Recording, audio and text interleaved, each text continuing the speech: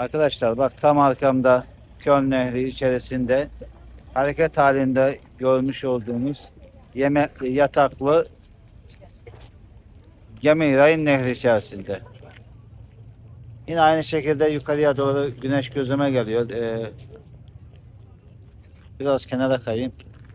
Bak yukarıda kalıyor, tam görünmüyor. Ee, Hollanda Rotterdam tarafına doğru seyir halinde olan gemi. Bu da evet dönüyor.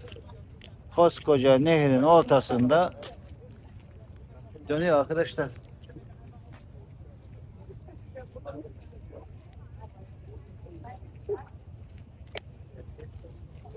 Usta bir kaptan baksana. Nasıl da becerdi dönüyor ya.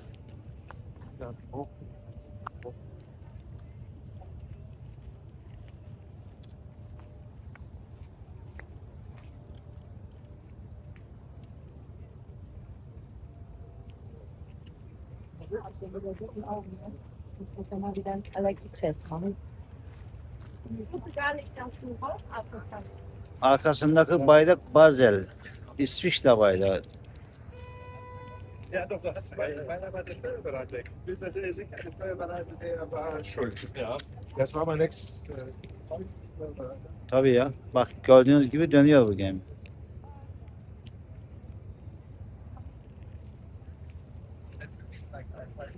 Harika bir görüntü.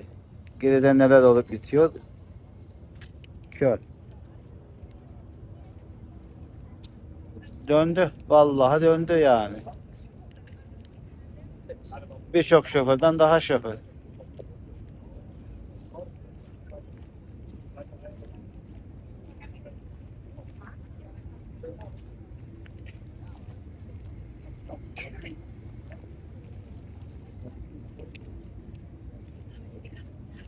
İşte Alman ekonomisi neden ileride? Bak bunun yüzden ileride.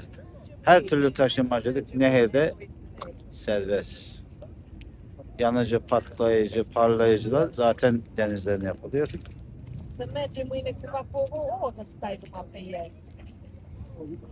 Çok güzel, harika.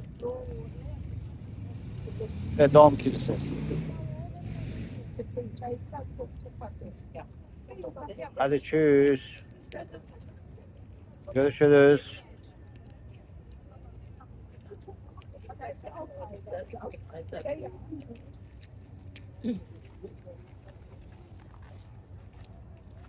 Son bir şey.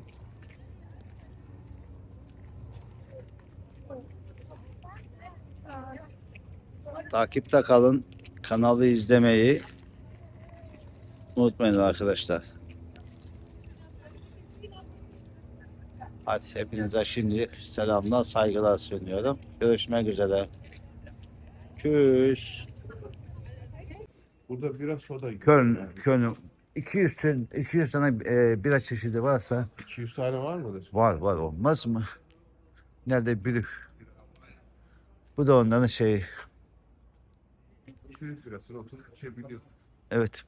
Buradan şey yapmışlar, hırsızlık falan var herhalde. Bağlamışlar birbirlerine. Ya illa ki evsiz, baksızı, şusu busu var ya. Bak. Free. Bağlamışlar birbirlerine. Niye sandalyeleri? Ya yine de çalmasınlar. Hırsız şey. Bak, Ve solumuzda da Dom Kilisesi. sadece şöyle hikayesi de orada anlatılan ne böyle bilmiyorum. Yine Amerika'da burada bira yapıyorlar. Birlikte olduğuna göre burada bira yapıyorlar. Köpeğimizi yatırmış kesiyorlar. Evet. İş. Artık Köln şehrinde bir şey temsil ediyor bu ama. Şey yapıyorlar, baksana hepsi çalışıyor, bir şey üretiyor. Bak orada ekmek yapıyor, fırın şeyi karıyor, hamburg teknesi var, sonra ekmek yapıyor. Sol tarafta bir şey tamir ediyorlar herhalde. Daha inşaat falan, tahta bir şeyler yaptılar. Çalışma, ortada çeşme varmış. Güzel. Kabartma figürleri mi anlattın? O arkadaş şey demiştim, yani bir millet söyledi ama herhalde Aynen demedi ama belki Bak şimdi. bilmiyorum. Bir söylediğim millet geldikten sonra dedi, biz dedi bu üst sınıfa geçtik dedi. Emak'ta biz vardık. Türkler'e. Şimdi Pakistanlılar mı? Bir şey söyledi ama. Ha, Şu dom değil. Ha yok. domun Tamam. arka yüzü, şurada da polis var. Polis binası büyük değil de ilçe emniyet müdürlüğü gibi, küçük diyeceğim, il emniyet gibi düşünme. Bunlar geldi. Bu meydan, Bizde bir şey yok. dinle bak şimdi, bu meydan şu anda boş olan, yere resimler çizili ülkelerin, orada duruyor silmemiş. Gösteri yürüyüşü, gösteri şu küçük alanda, İşte ya. onun e, 632 yıldır inşaatı süren Evet, namaz kılıyor. katedral. Hadi gel. Bütün yollar doma mı çıkıyor? Aynen öyle. Silmemişler ya. Uyanık. Yok silme. Aynen tek ağaçını yapıyor. Uyanık silmemiş. Gündüzde Burada iş kotarmış. Yani aile falan. Kemal askeri var. Alman Bayağı çıkıyor. Yaman'da burada bayrak var. Bu bayrakta gereksiz. Ya sen bayrak yok ama dün burada İranlıların Amerikan yanlısı, İsrail yanlısı İranlıların gösterisi vardı. Orada bayrak yok. Bayrağı neden yok diye bilmedin misin? Tarzanca bile saygıyla şekilde sordu. Yok dedi yani. Başın başkaları yapmadı. Yaptı ben anlamadım. Sana söyledi ama. ben açıklama yapayım şimdi sana. Türk bayrağı asla yere çizilemez, üzerine basılıp geçilemez. Bozuk para, kağıt para atılıp bahis, iddia oynanamaz diye Türk bayrağını bundan 3 sene önce birçok kez tartışma oldu. Artık Türk bayrağını, Azerbaycan bayrağını yere çizmiyorlar. Onun yerine şu en başa bu resimleri yapan şahıs bavulunun yanında getirmiş olduğu küçük bir kitle ve küçük bir dalgalanan al bayrağımız vardır. Daha önceki resimlerde, videolarda var. Yani Türk bayrağı yere çizilmediği için yerden bir Ama karış yukarıda dalgalanır şekliyle portatif. Yani rüzgar varsa dalgalanıyor. Yoksa dalgalanmıyor da suç mu acaba? Bayrak yok. Biliyor yok.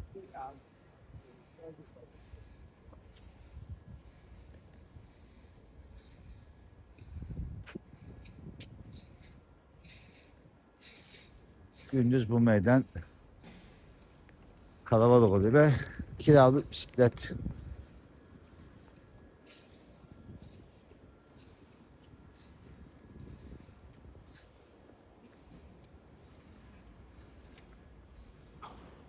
Kimse kimsenin malını burada kolay kolay çalmıyor. Bunlar da kiralık bisikletler.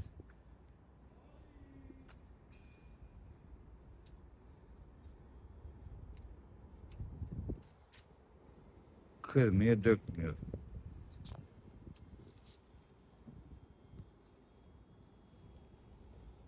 Yani bir euroya 15 dakika binebiliyorsun. 15 euroya da 24 saat.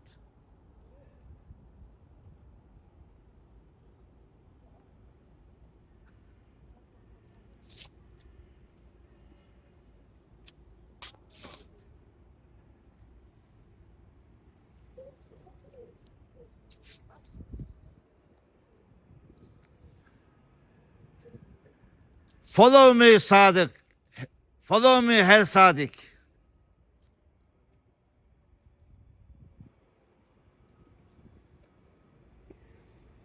Beni takip et Bay Sadık dedim.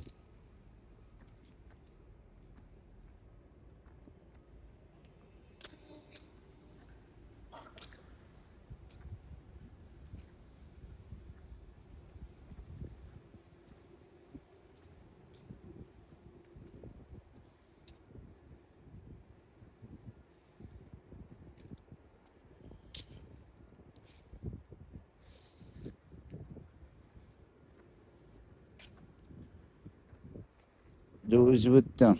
Hadi bakalım. Hermes, Louis Vuitton. Git çalış.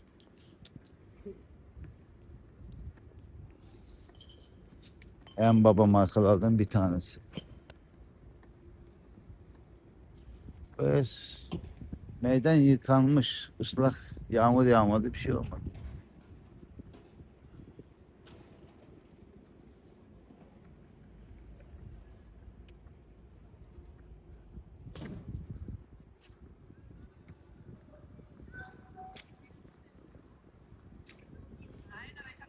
Telefon mu bu? Telefon attı. Şey, hadi. Ama buradaki hatlar nasıl biliyor musun? Bak dinle.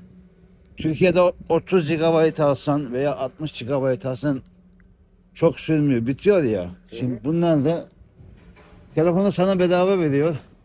Hı hı. Bedava veriyor. Aylık küçük küçük taksit. Öyle ahım şahım değil. 20-30 euro ya da sent diyeceğim. Var o elektrikli bir şey oldu. Telefonu sana veriyor. Yani o 20 GB, 30 GB bitmiyor, bitmiyor. Bitmiyor. Onu daha önce de tecrübe etmişti arkadaşlar da.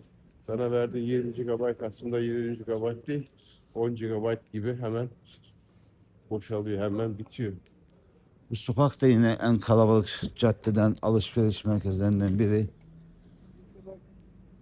Adamlar her şeyi ülke geneline yaymışlar.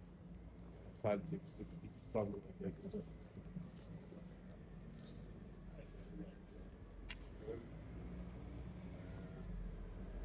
Sadece arabanın şeyi, ayakkabı 130 euro. Yani ne yapıyor? 100 euro 5. Tamam, ayıya da 6,5 milyar falan yapıyor değil mi o ayakkabı? 120 euro tabii. 5-6 milyar falan. ama Kasım'da gelsen bu ayakkabılar çok çok çok düşüyor. %80 düşüyor. Üzerinden bir o kadar daha düşüyor. Bu en zengin caddeden İstanbul'daki Bağdat Caddesi gibi düşünürsen lüks. Ayakkabılarda tamam ayakkabı. İçeride daha da 165'e de var. Bak 150 150 değil. İçeride değişik marka modelde fiyat olaraktan da var. Los Angeles'in nüfusu, Türkiye'nin nüfusu da büyüyor. Adamlar her şeyi yaymışlar. Ve su da çok ilginç. Müthiş derecede yeşil alanlar var.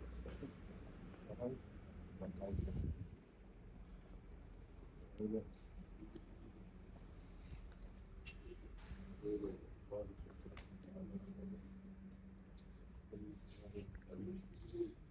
Bu nakit çekme makinesi cash.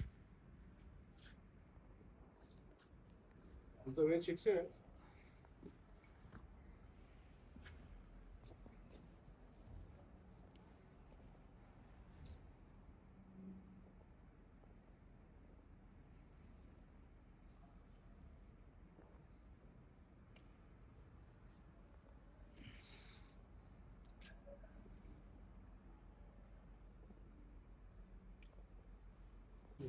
Bir defa niye oyun için Rampis öğretme. Sona gitmez buradan. Şişe toplardı. Evet, bu adam kalacak. 5 kişi ablam var.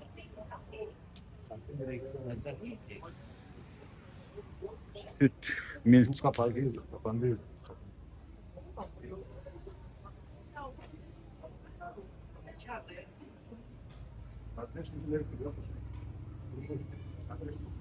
Ana biliyorum. Geldiler zaman gitti. Zaman geldiler. 4 ayda atmakta geldiler. Güzel. Ha, Kemal Sunal. Yarın o seni video yapalım orada.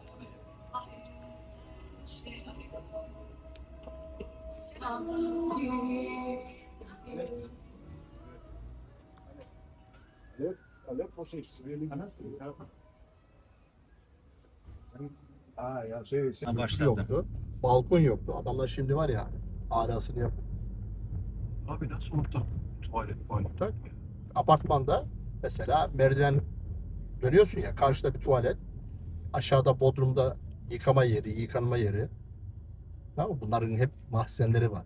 Hani bodrum katları var ama bodrum bizim gibi şey değil. Hani kömürlük olarak değil yani daha düzenli. bir bölüm yapmışlar buraya. Yıkama yeri, yıkanma, çamaşır yıkama. Yani kendin yıkama yeri falan vardı.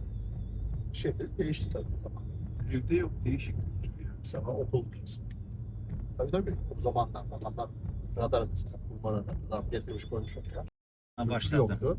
Balkon yoktu. Adamlar şimdi var ya alasını yapıyor.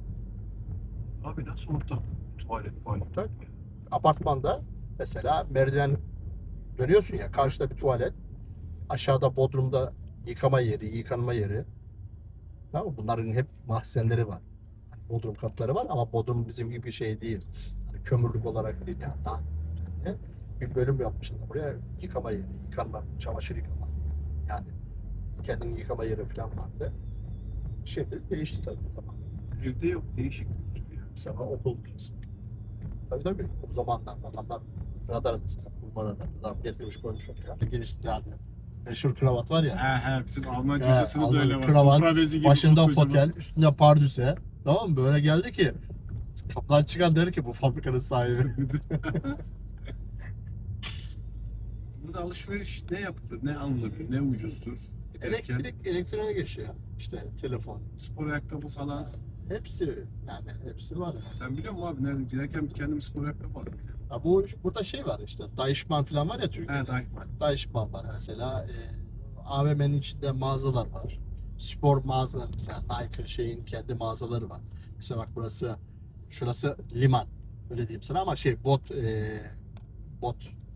var ya hani şey işte vapurcular falan. Onların şeysi. Ama bak burası denizin kenarında bir şey. Nehir. Mesela burası böyle bir tamamen sakin bir bölüm işte. Bu tarafta kaldı.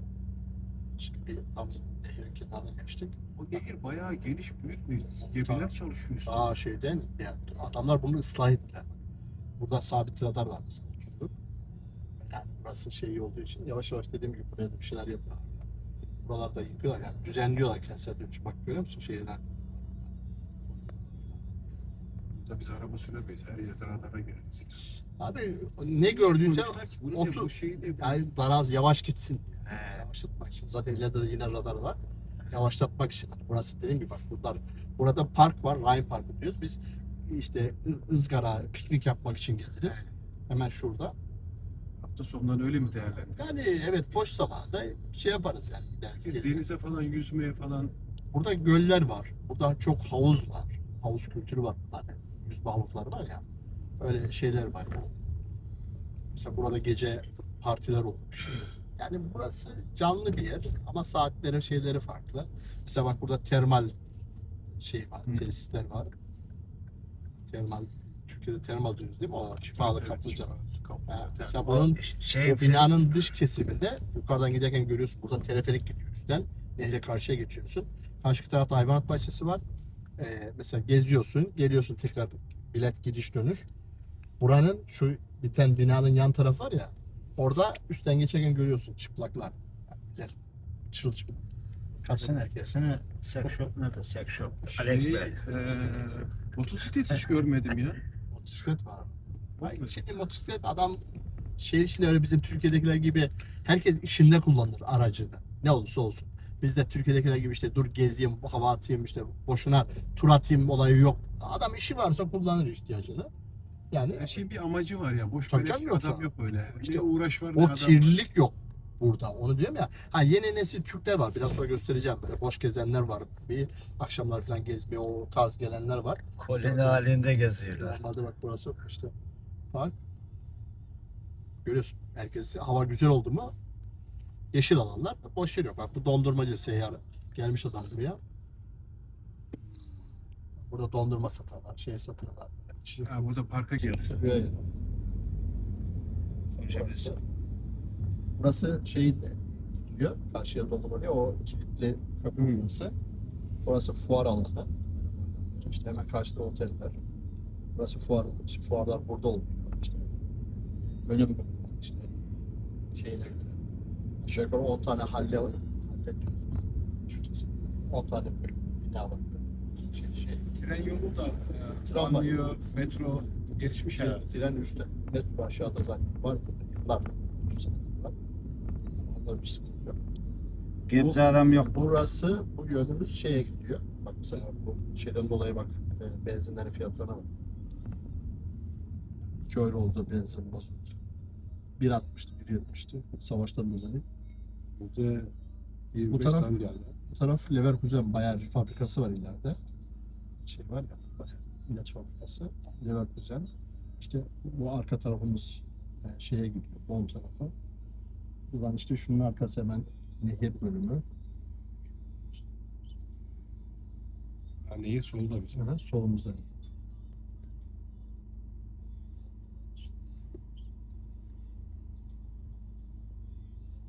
Almanya'nın gezilecek şehirleri, gidilmesi gereken şehirleri. Vallahi her şehrin, Her şey. şehrinden ziyade köyleri gezilir. Tarihi tarafı. Şehir dışında. Şehir içinde genellikle bina, işte eskiden yapılmış kiliseler. Buralar park, işte oteller var. Annem var, oralar için. İstanbul'da da var. İstanbul'da da var. Şey, O şey, franchise. franchise İstanbul İstanbul otel de var. Mesela demek ki franchise. Ibis. Tabii. Franchise olduğu için. Her ülkede var ya. Para her yerde para. Orası fuara gelen tırlar işte oraya gidiyor, park ediliyor. Şeye son. Yükünü boşalttıktan sonra burada bekliyorlar. İşte taksi için güzel parklar. Bak bu aralarda görüyor musun? Köy gibi. Yani o kadar yeşil alan var ki bu. Adam o kadar şey bırakmış ki. Mesela sanki köyde gidiyorsun. İstanbul'da böyle bir yer bulamazsın. Burası şehir merkezi. Şehir Biraz sonra bak merkezi. şehir merkezine Hobi götüreceğim. bahçeleri. Ortası Taksim Meydanı gibi yeşil alan. Türk Ortada bayrağı var. yeşil. Galatasaray bayrağı var. Oralar bahçe. Gelirken uçakta bayağı bir dağlık alan var. Ondan sonra ova oldu. İşte Şey işte Münih tarafı. Münih'te doğru geldi. ama O taraf. her yer daha iyi. Yani şey zaten Münih onlar 1 metre 2 metre. Bizim doğu.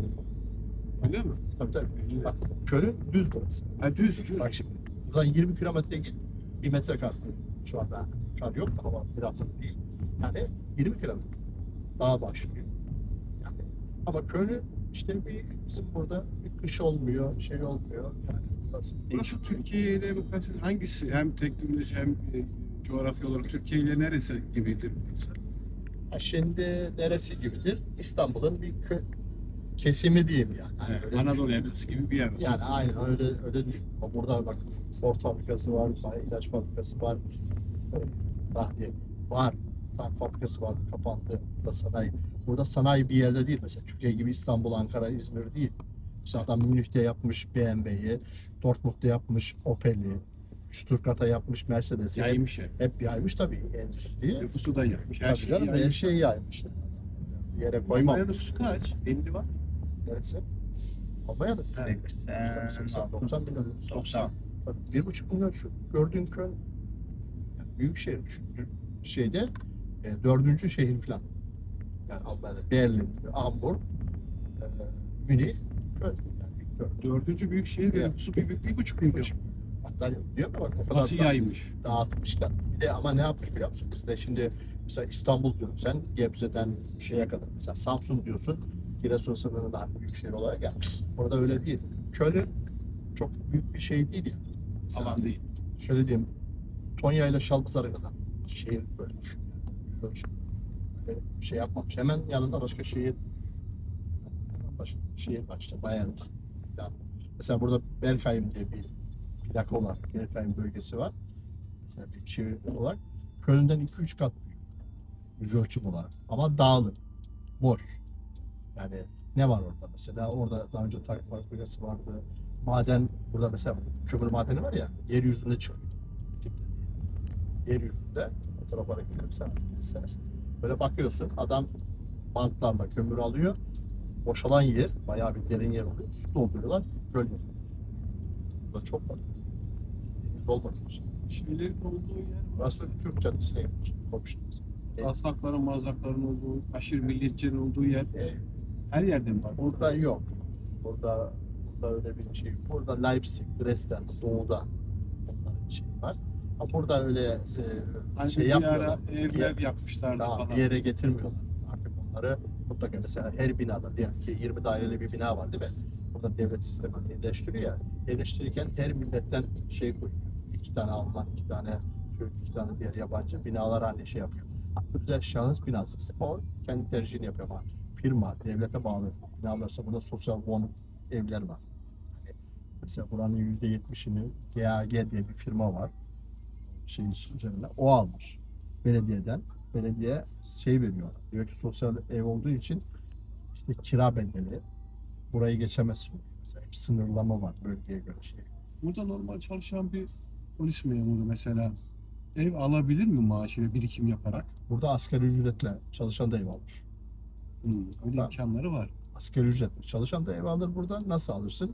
Mesela birazcık bir %10, %20 peşinatın olursa biriktirdiysen alırsın. Taksitini küçük tut. Hani kiranı öyle değil. Zaten sen 1000 euro atıyorum kira veriyorsun. 1000 euro diye 1500 euro verirsin. Ödeme yaparsın. Tamam. Sen karı koca da çalışıyorsan evde başka gelirin varsa eve 3000, 4000 euro giriyorsa herkes ev olur. Ortalama bir memurun maaşına kadar, bir polisine kadar. Onların maaşını bilmiyorum da tabii ki yani atıyorum 3000'den aşağı değildir. O zaman bizim 2009, 10, 11'deki şey ekonomik durum aynı bizde. Mesela yani o zamanlar. Tabii ki şimdi şöyle bak mesela şu anda mesela asgari ücret burada ne 14 euro 13.80 bin ne tamam mı? Saat Saat ücret. saat. Yani saat ücret. Bak şimdi burası komşu mesela. Güzel bir bahar ayının sıcak ortamında Köln Kopfstrasse.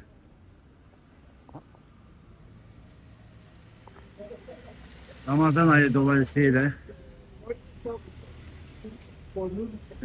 güzel bir günde Ramazan ayı dolayısıyla Kopfstrasse'nin hemen girişi yani Küçük İstanbul olarak tabir edilen yerin girişi.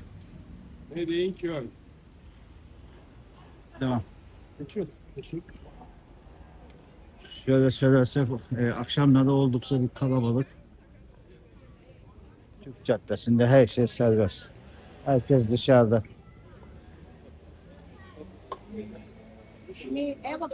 Yok canım.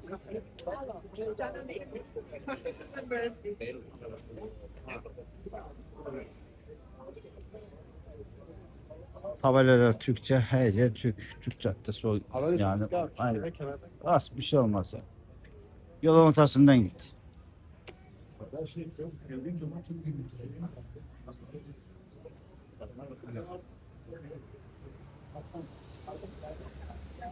Hastanesi, vitrini, perdecisi,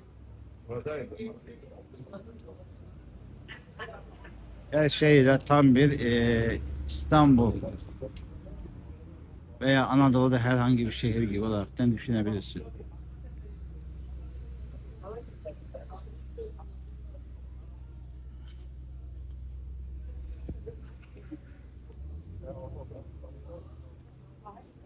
Altıncısı Köln Mülheim Kapstrasse. 4 nolu tramvayla buraya doğru gelebiliyorsunuz arkadaşlar. 4 nolu tramvay. Sonra 8 yıl önceki yani 8 yıl önce. İki defa geldim. Bir defa geldim. Bir kere 8 sene oldu. Bir kere 9 sene oldu. Evet. Son zaman Sakirat'ın konseri için geldim. Buraya mı? Evet, Kolonya'da. Ve oradan baklava aldım. Daha simpatisi. Şimdi hatırladım. Nereden aldın? Oradan. Güzel şeyler var orada.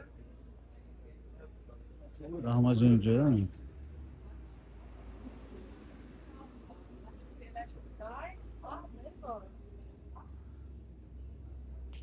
Yok internet. Şu az ileride şey var ama. Bu kim? Bilmiyorum. Rapçiler galiba. Halay falan. Az ileride yasaklı madde dediğimiz narkotik madde içilen yerler var. Bak. Öyle değil mi sana kardeş Türkler miydi? Hangi Galiba. bir grup geldi? Ben gittim Frankfurt'a yakın. Hangisi ya? Gördün mü ara sokaklarını, köşede solundağını? He? Atakhane. Amma hizmeti, kamu hizmeti. Batakhane olur mu? Tamam. Senin dilinde. Kardeş Türkler geldi gitti. Ha. Kardeş Türkler. Olsun. O da lazım. Milç kilim. Bak bu da.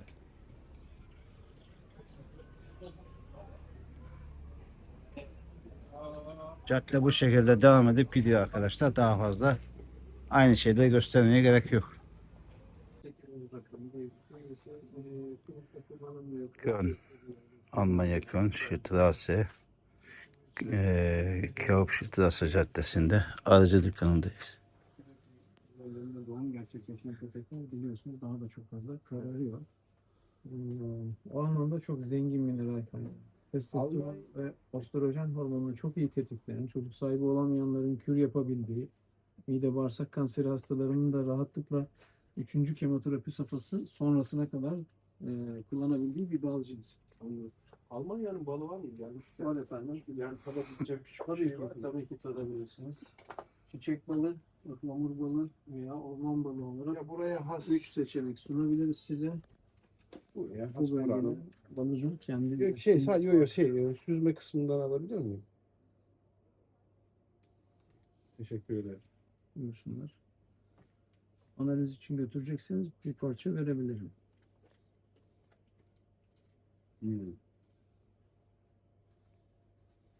Güzel bir tadı var. Bu da çiçek diyor. Bu ilk verdiğiniz neydi? Ihlamur.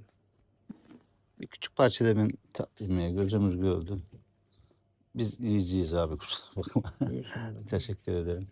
Fiyatı nedir bunun? 59 euro bunun kilo fiyatı. O vereceğiniz ne? Bu da orman balı.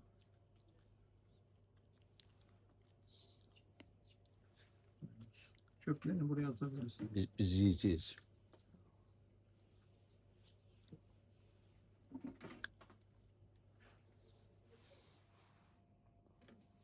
Bunun fiyatı nedir? Bu 80 dolar.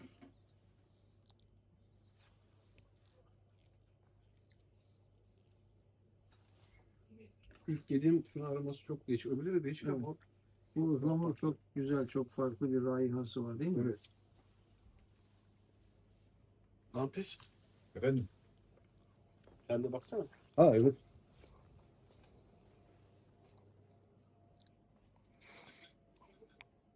Sağ olun.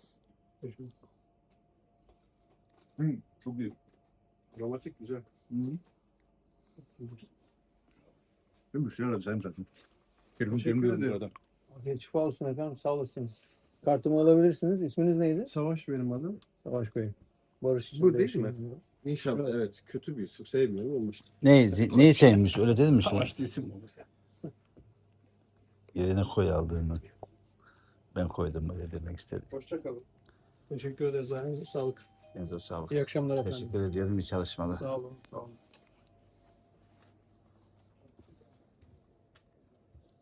Bu küçük bir kayısı. Değişik bir kayısı. O Tacikistan'dan geldi. Hmm. Tacik kayısısı. Çok lezzetli bir kayısı.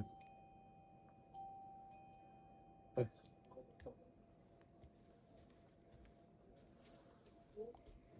Bu incir herhalde. İncir cipsi evet. Bekleyin biraz. Ben bir şey alacağım. Aydın incir. Aydın Nazilli'nin. Kilosu ne kadar bunun? 34 oynaktan. Bizdekilerde var ya, yamuk yumuk şeyler geliyor. İlk defa gördüm böyle bir şey. Ya evet. Bayağı ince Şey kıyılmış. yapamazsın. Buraya öyle abudik gubidik malzeme getiremezsin.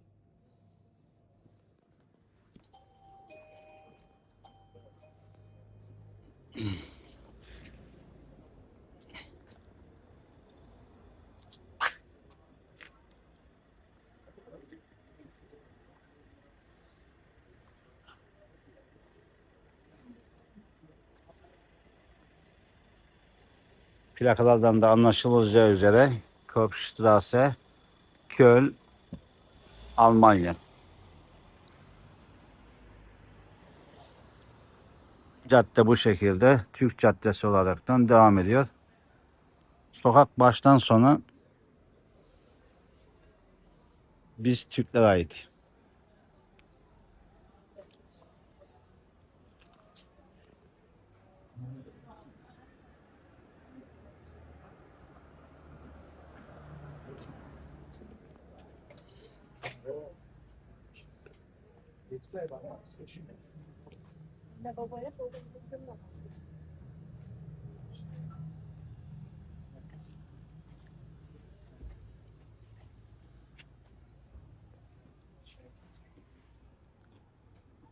Video mu çekiyor? Ben bir tane şey Alman bankasını